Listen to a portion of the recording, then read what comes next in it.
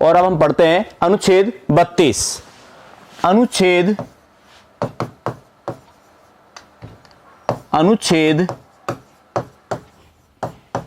32 कहता है संवैधानिक उपचार। संवैधानिक उपचार, अनुच्छेद 32 संवैधानिक उपचारों की बात करता है, कॉन्स्टिट्यूशनल रेमेडी की बात करता है। इसे डॉक्टर B.R. अंबेडकर ने संविधान की आत्मा बताया।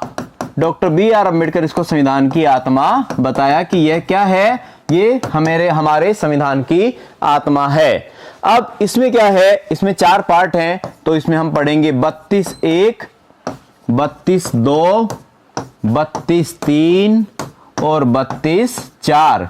इस प्रकार से इसके 4 पार्ट्स की हम स्टडी करेंगे। 4 पार्ट्स का इसमें हम जो है अध्ययन करेंगे अनुच्छेद 32 के अंतर्गत। यानी इसके 4 क्या हैं, इसके 4 उपखंड हैं।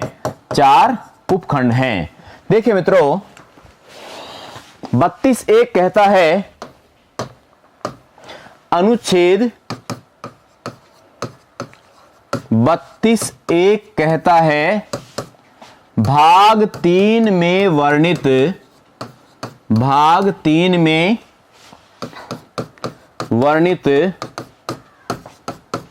मौलिक अधिकारों को, भाग 3 में वर्णित मौलिक अधिकारों को लागू करने के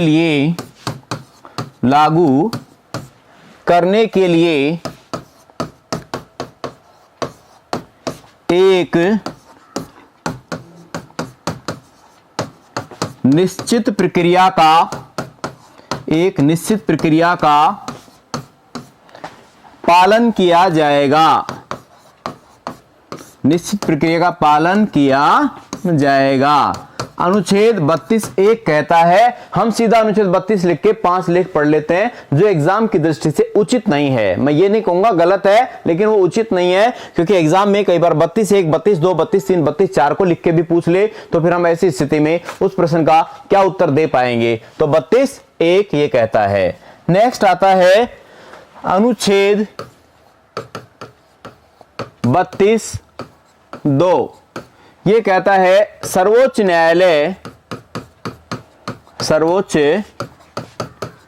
न्यायालय मौलिक अधिकारों की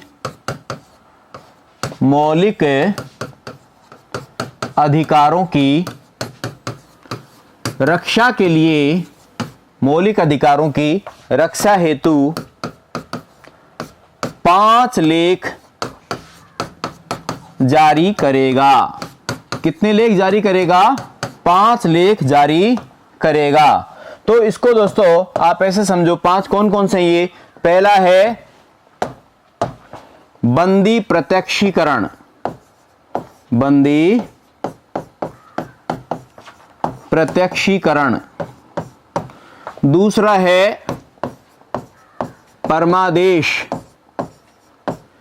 तीसरा है प्रतिषेध। चौथा है उत्प्रेषण। 5वां है अधिकार प्रच्छा। अधिकार प्रच्छा। तो दोस्तों इनकी व्याख्या करने से पहले हम पूरा एक बार 32 को समझ लेते हैं, अनुच्छेद 32 का आधार समझ लेते हैं। 32.1, 32.2, 32.3, 32.4 मौलिक अधिकार सर्वोच्च और उच्च न्यायालय दोनों में से कौन अधिक शक्तिशाली है? बंदी प्रत्यक्षीकरण को इंग्लिश में कहते हैं habeas corpus. Habeas corpus. Hindi के पेपर में इंग्लिश के नाम लिखे मिल जाते हैं, इसलिए मैं आपको ये बात भी साथ में बता रहा हूं। हेबियस कॉर्पस, तो इसको कहेंगे शरीर उपस्थित करना। शरीर उपस्थित करना। दूसरा है परमादेश, इसको कहते हैं मेंडमस। मेंडमस को कहते हैं परमादेश इसको कहते हैं मेंडमस यानी परमादेश। हम आदेश देते हैं, हम आदेश देते हैं, हम क्या कर रहे हैं, आदेश देते हैं। उसके बाद प्रतिषेध, ये कहलाता है प्रोहिबिशन, प्रोहिबिशन ये कहलाता है सार्टियोरी। आपको अब इंग्लिश में हिंदी में इस तरह से लिखा मिलेगा, तो आप ध्यान रखें, सार्टियोरी भी हो सकता है आपसे पूछ ले कि सार्टियोरी, तो सार्टियोरी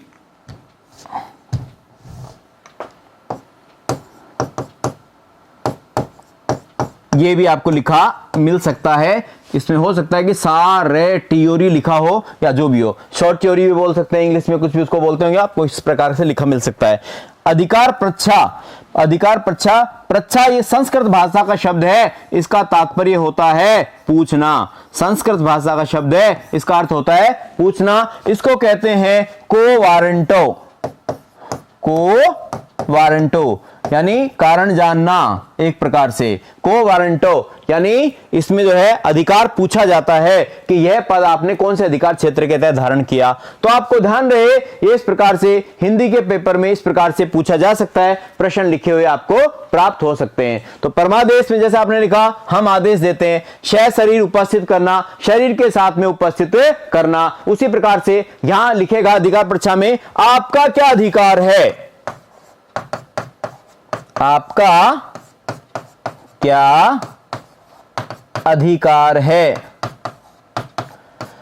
व्हाट इज योर राइट, आपका क्या अधिकार है। इस प्रकार से लिखा हुआ प्रॉपर तरीके से पूछा जा सकता है। यहां पे इसके ऊपर आपने लिखा है प्रतिषेध, तो ये होगा रोकना, प्रतिबंध लगाना या रोकना।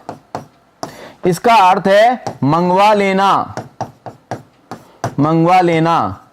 अब आपको इसका विस्तार समझ में आएगा। यहां पे मैंने 32(2) को केवल आंशिक रूप से बताया, संक्षिप्त रूप में बताया। अब मैं इनकी व्याख्या करूंगा, तब आपको ये प्रॉपर तरीके से समझ में आ जाएंगे। जैसे आगे बढ़ते हैं हम, इसी आर्टिकल इनकी बात करें तो यहां पे 32 अनुच्छेद 32(3), जैसा कि हम जानते हैं यह दोनों लेख केवल सर्वोच्च व उच्च न्यायालय को जारी करने का अधिकार है। यह दोनों न्यायालयों को, यह पांचों लेख दोनों न्यायालयों को, यह 5 लेख सर्वोच्च व उच्च न्यायालय को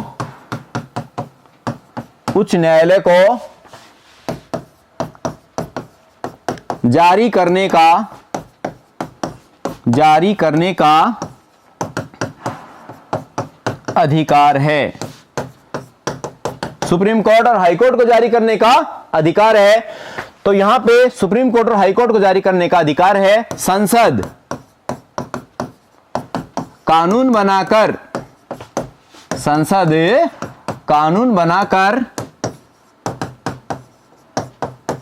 अधीनस्थ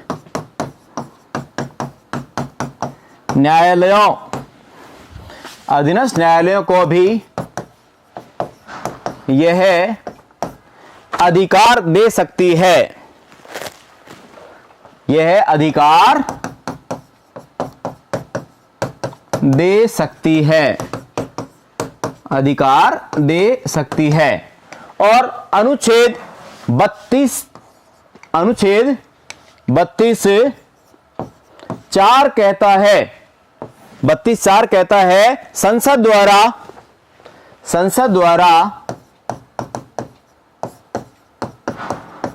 अनुच्छेद 32 के तहत दिए गए, संसद द्वारा अनुच्छेद 32 के तहत दिए गए मौलिक अधिकारों को, 32 के तहत दिए गए मौलिक अधिकारों को निरस्त किया जा सकता है, निलंबित किया जा सकता है, निलंबित किया जा सकता है। वो उसको सस्पेंड कर सकती है, निलंबित किया जा सकता है। तो अभी तो हमने इनके माध्यम से 32(1), 32(2), 32(3), 32(4) में क्या लिखा हुआ है इसको जाना। अब हम जानेंगे अनुच्छेद 32 में वर्णित, 32(2) में वर्णित मौलिक अधिकारों को लागू कर, मौलिक अधिकारों के संरक्षण के लिए या मौलिक अधिकारों के उपचारों के लिए 5 लेख जो जारी किए जाते हैं उनका विस्तार क्या है, यानी इस अनुच्छेद का हम विस्तार जानेंगे, 32(2) का विस्तार जानेंगे। तो यहां दोस्तों अगर हम बात करें एक एक आर्टिकल की, 32(1), 32(2), 32(3), 32(4, तो उसके बाद 32(2) की व्याख्या करते हैं। देखो मित्रों, 32(2) में 5 लेख जारी होते हैं, बंदी, प्रत्यक्षीकरण, परमादेश, प्रतिषेध, उत्प्रेषण, अधिकार, प्रच्छा। अब आपको इसकी व्याख्या करके बताता हूं। देखिए, पहला है बंदी प्रत्यक्षीकरण। बंदी प्रत्यक्षीकरण, इसको मैं सरल भाषा में समझा देता हूं। बंदी प्रत्यक्षीकरण क्या कहता है? बंदी प्रत्यक्षीकरण बोल रहा है सशरीर उपस्थित करना, सशरीर उपस्थित करना। तो इसमें होगा गिरफ्त में लिए गए व्यक्ति को, गिरफ्त में लिए गए व्यक्ति को 24 घंटे के भीतर, 24 घंटे के भीतर निकट के न्यायालय में, निकटस्थ न्यायालय में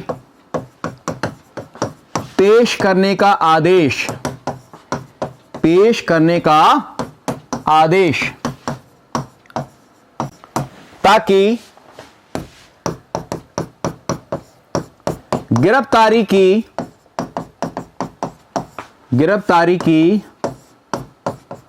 वैधता अवैधता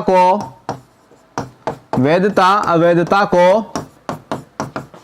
सुनिश्चित किया जा सके, सुनिश्चित किया जा सके। गिरफ्तारी की वैधता अवैधता को सुनिश्चित किया जा सके।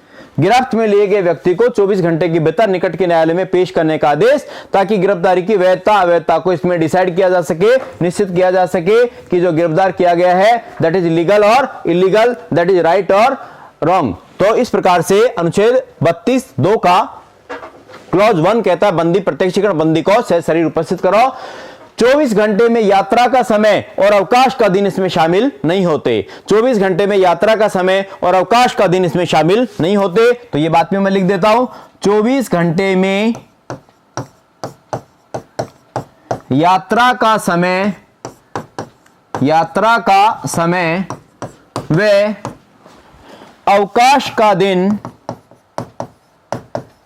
अवकाश का दिन इसमें इंक्लूड नहीं होते, शामिल नहीं होते। इसको आप इस प्रकार से समझ सकते हैं, जैसे किसी व्यक्ति को सोमवार को सुबह 10 बजे, किसी व्यक्ति को सोमवार को सुबह 10 बजे गिरफ्तार किया गया। अब मंगलवार को सुबह 10 बजे उसको 24 घंटे हो गए।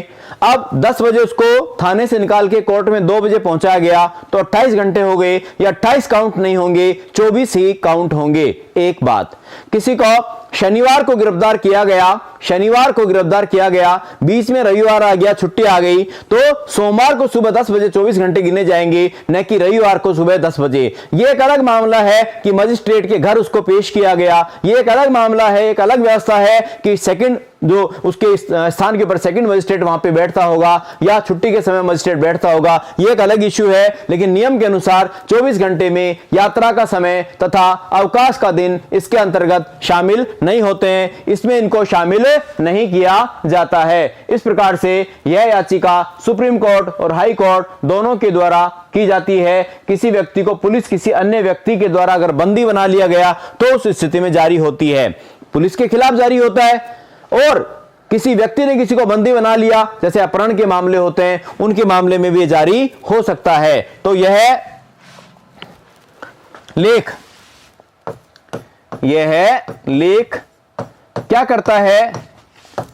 व्यक्तिगत स्वतंत्रता की, व्यक्तिगत स्वतंत्रता की रक्षा करता है। यह जो लेख है यह व्यक्तिगत स्वतंत्रता की रक्षा करने वाला अनुच्छेद है। यह व्यक्तिगत स्वतंत्रता की रक्षा करता है। तो यह प्रश्न एग्जामों में पूछा गया, आरपीएससी में कई बार, यूपीएससी में भी, कि व्यक्तिगत अधिकारों की रक्षा करने वाला 5 लेखों में से कौन सा लेख है? तो वो है दोस्तों कौन सा? बंदी प्रत्यक्षीकरण। यह रिट राज्य और निजी व्यक्ति के खिलाफ जारी की जाती है। यह रिट राज्य और निजी व्यक्ति के अगेंस्ट जारी की जाती है। यह एकमात्र ऐसी रिट है जो किसी निजी व्यक्ति के खिलाफ भी जारी की जा सकती है। तो यह एकमात्र रिट है जो किसी, यह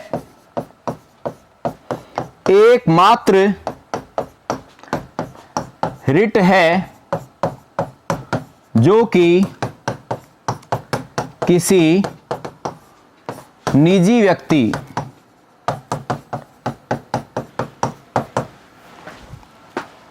के विरुद्ध जारी की जा सकती है। निजी व्यक्ति के अगेंस्ट भी इसको जारी किया जा सकता है। आगे बढ़ेंगे, अगली आती है परमादेश। परमादेश ये क्या कहता है? हम आदेश देते हैं, हम आदेश देते हैं।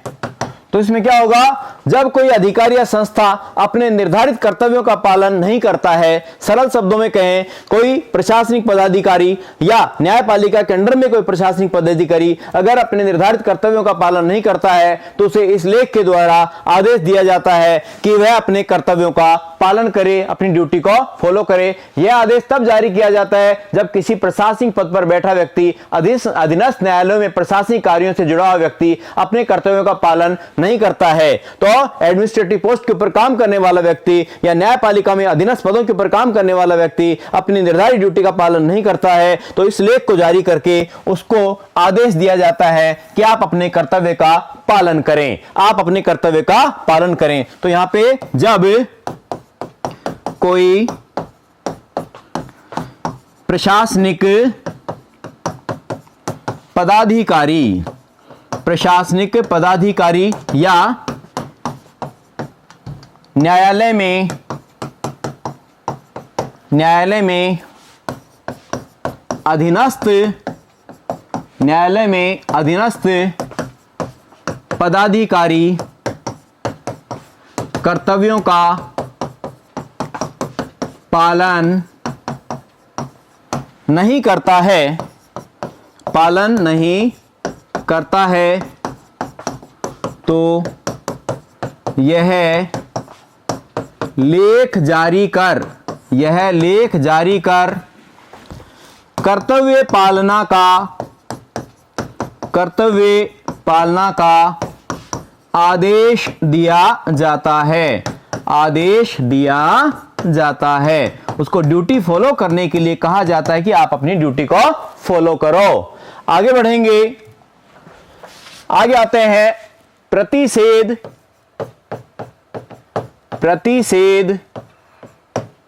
व उत्प्रेषण। प्रतिषेध व उत्प्रेषण।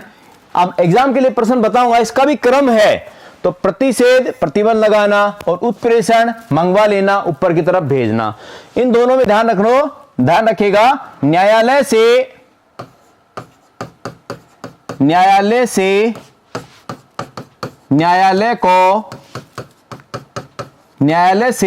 को जारी होने वाले लेख,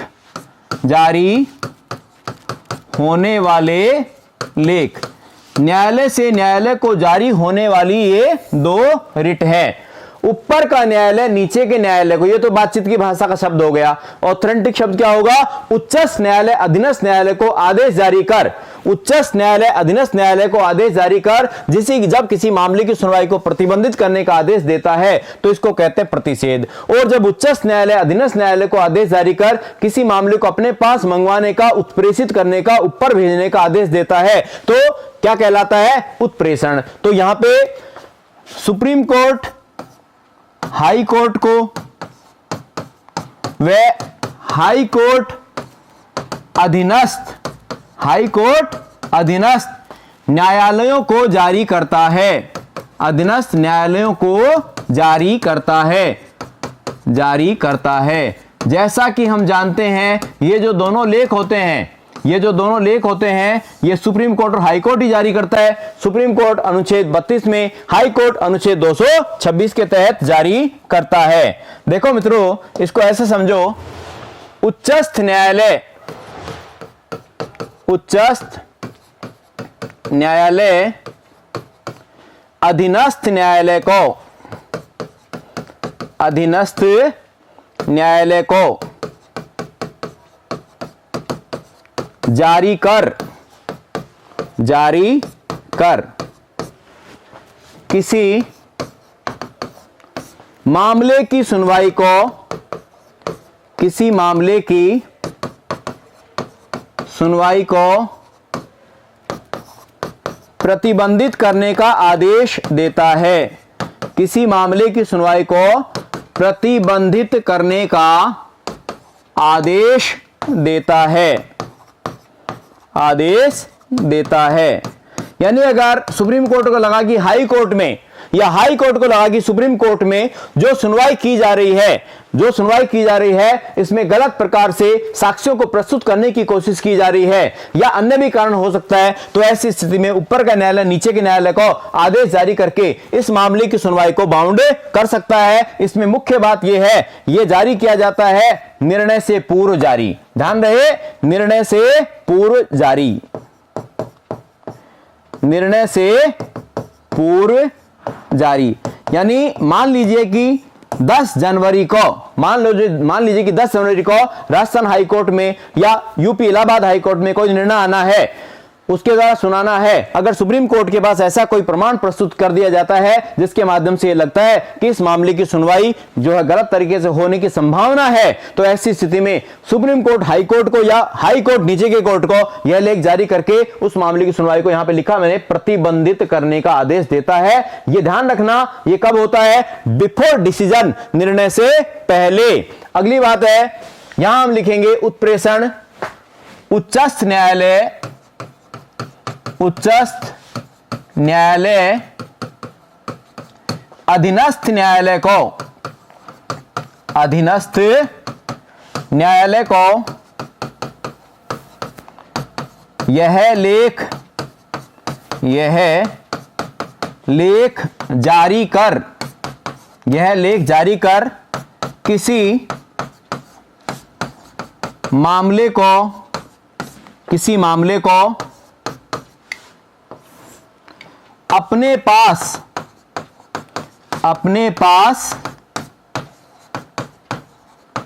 भेजने का आदेश देता है, आदेश देता है। अपने पास उसको भेजने का आदेश देता है कि यह पूरा मामला आप हमारे पास भेज दो, यह पूरा मामला हमारे पास भेज दो। ध्यान रहे, यह होता है निर्णय के बाद, निर्णय के बाद। यानी किसी मामले के ऊपर बार बार अपील हो रही है हाई कोर्ट में या नीचे के कोर्ट में, तो ऐसी स्थिति में ऊपर का कोर्ट आदेश जारी करके कहता है कि यह पूरा मामला आप हमारे पास भेज दो। तो इसमें तो क्या है? रोक लगाई जा रही है। और इसमें क्या किया जा रहा है? मंगवाया जाता है, मंगवाया जाता है।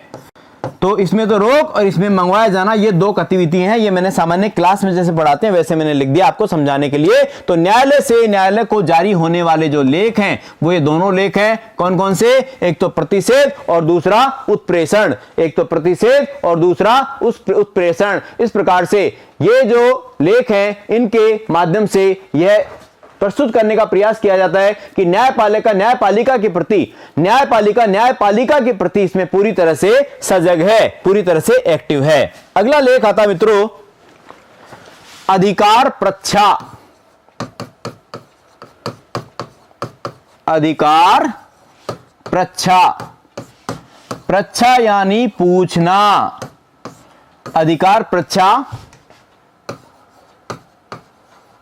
प्रच्छा का मतलब होता है पूछना। इसमें क्या होता है? जब कोई पदाधिकारी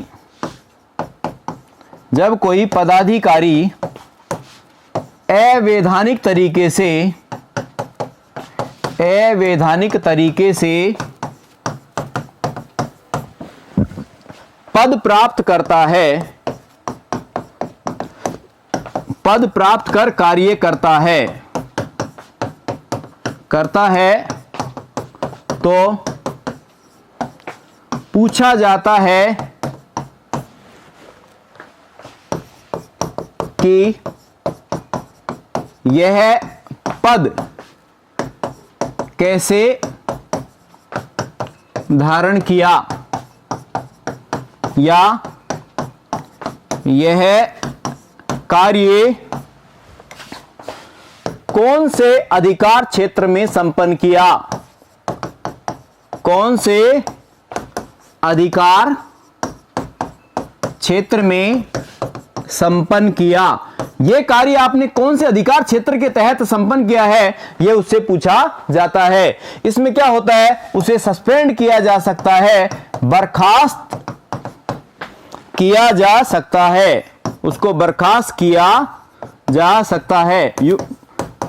जब कोई अधिकारी या संस्था या अधिकारी की हम बात कर रहे हैं, जब कोई अधिकारी क्या करता है, अनाधिकृत तरीके से, अनऑथोराइज्ड तरीके से पद को धारण करता है, पद को प्राप्त करता है, तो उससे पूछा जाता है, सार्वजनिक पद को गैर कानूनी तरीके से जब कोई व्यक्ति प्राप्त कर लेता है तो उससे पूछा जाता है कि यह कार्य आपने किस प्रकार से प्राप्त किया है। तो यह राष्ट्रपति, राज्यपाल और निजी व्यक्ति के विरुद्ध जारी नहीं हो सकता। इसमें अपवाद क्या है, इसमें अपवाद है राष्ट्रपति, राज्यपाल व कोई प्राइवेट पर्सन, निजी व्यक्ति। राष्ट्रपति, राज्यपाल और निजी व्यक्ति, ये इसमें एक्सेप्शन है। देखो दोस्तों, ये जो पांचों लेख हैं, ये पांचों लेख इस बात को पूरी तरह से स्पष्ट कर रहे हैं, बिल्कुल क्लैरिफाइड कर रहे हैं, पूरी तरह से इसको स्पष्ट कर रहे हैं कि इन लेखों के माध्यम से मौलिक अधिकारों को उपचार देने का प्रयास किया जा रहा है, मौलिक अधिकारों को उपचार प्रदान करने का प्रयास किया जा रहा है। तो बंदी, प्रत्यक्षीकरण, गिरफ्त में लिए गए व्यक्ति को 24 घंटे के भीतर निकट के न्यायालय में पेश करने का आदेश, ताकि गिरफ्तारी की वैधता को सुनिश्चित किया जा सके। परमादेश, उसके बाद है परमादेश। परमादेश कहता है हम आदेश देते हैं जब कोई अधिकारी या संस्था अपने निर्धारित कर्तव्यों का पालन नहीं करता है, तो इस लेख के द्वारा, परमादेश के द्वारा उनको जो है ये कहा जाता है कि आप अपने कर्तव्य का पालन करो। इससे पहले हमने पढ़ा प्रतिषेध, उत्प्रेषण, न्यायालय से न्यायालय को जारी होने वाले लेख, ऊपर का न्यायालय नीचे के न्यायालय को लेख जारी करके, ऊपर का न्यायालय नीचे के न्यायालय को लेख जारी करके क्या करता है, मामले की सुनवाई को प्रतिबंधित करने का आदेश देता है। उत्प्रेषण में ऊपर का न्यायालय नीचे के न्यायालय को आदेश जारी करके किसी मामले को अपने पास मंगवाने का आदेश देता है। और अधिकार परीक्षा में जब कोई पदाधिकारी, जब कोई व्यक्ति अवैधानिक तरीके से, इलीगल तरीके से पद को प्राप्त करता है, पद के ऊपर कार्य करता है, तरीके से पद प्राप्त करता है, तो पूछा जाता है कि यह पद कैसे धारण किया या यह कार्य कौन से अधिकार क्षेत्र में आपने संपन्न किया है, तो उसको बर्खास्त किया जा सकता है, उसको सस्पेंड किया जा सकता है। लेकिन राष्ट्रपति, राज्यपाल और निजी व्यक्ति के बारे में इस प्रकार की कोई भी व्यवस्था नहीं की गई है। नेक्स्ट, अब हम देखते हैं दोस्तों अनुच्छेद 32 और अनुच्छेद 226। इस अनुच्छेद के तहत तो कौन जारी करता है, सर्वोच्च न्यायालय। सर्वोच्च न्यायालय 5 लेख जारी करता है। सर्वोच्च न्यायालय 5 लेख जारी करता है और इसमें उच्च न्यायालय यही 5 लेख जारी करता है। 5 लेख जारी करता है। आर्टिकल ध्यान रखना, अनुच्छेद 32 और अनुच्छेद 226, ये 2 आर्टिकल इसमें वर्णित हैं। इसमें न्याय क्षेत्र कौन सा है, पूरा भारत। सुप्रीम कोर्ट तो पूरा भारत हो गया ना। और इसमें न्याय क्षेत्र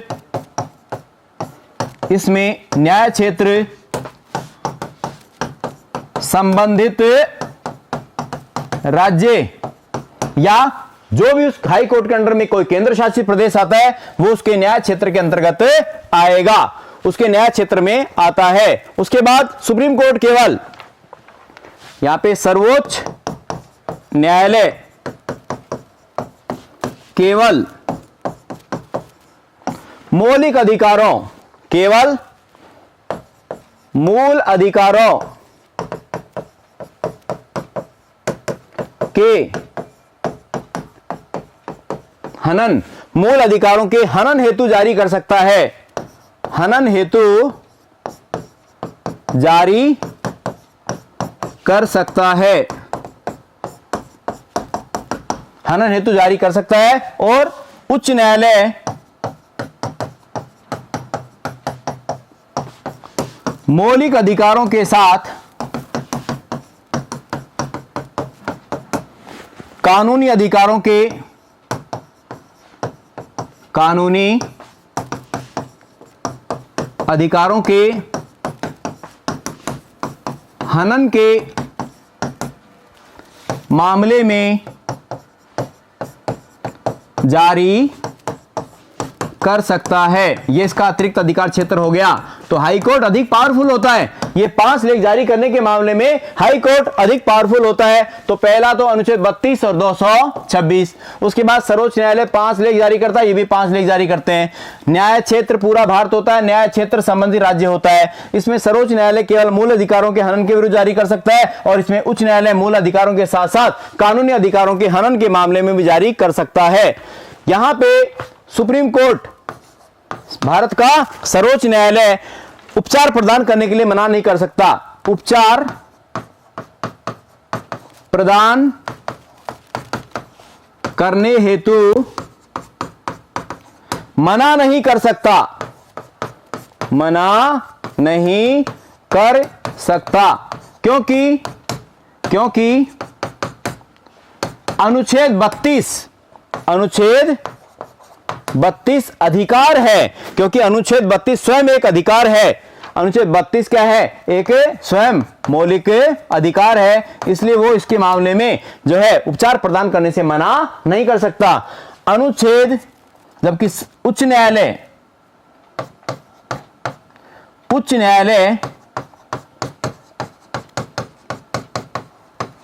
मना कर सकता है, मना कर सकता है। हाई कोर्ट इस मामले में उपचार प्रदान करने से मना कर सकता है, क्योंकि अनुच्छेद 226 में यह मूल अधिकार नहीं है। क्योंकि अनुच्छेद 226 में यह मूल अधिकार नहीं है, यह मूल अधिकार नहीं है। That is not fundamental right, यह मूल अधिकार नहीं है, इसलिए हाई कोर्ट इसमें उपचार प्रदान करने से मना कर सकता है। तो 32 और 226 का सुप्रीम कोर्ट और हाई कोर्ट का बेसिक अंतर हो गया। This is the fundamental difference, this is the basic difference, आधारभूत अंतर इसमें मैंने आपके सामने लिख दिया है। तो यहां अगर हम बात करें, आगे हम बात करें अनुच्छेद जो है 33, 34, 35 जिसमें सैनिक कानून का, 33, 34, 35 जिसमें सैनिक कानून का वर्णन किया गया है।